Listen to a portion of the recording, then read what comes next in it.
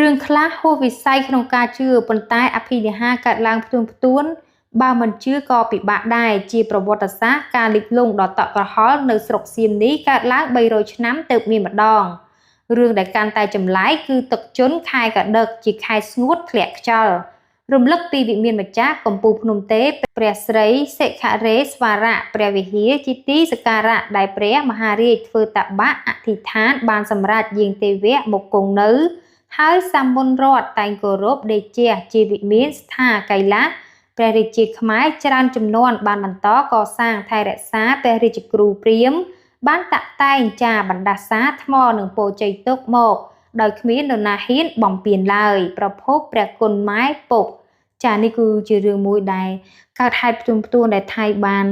ចាវាកំទេចប្រាសាទព្រះវិហារហើយកម្មផលក៏តបស្នងតាមនឹងដែរទឹកជន់លិចផងខ្យល់គួចខ្យល់ព្យុះបាក់ដី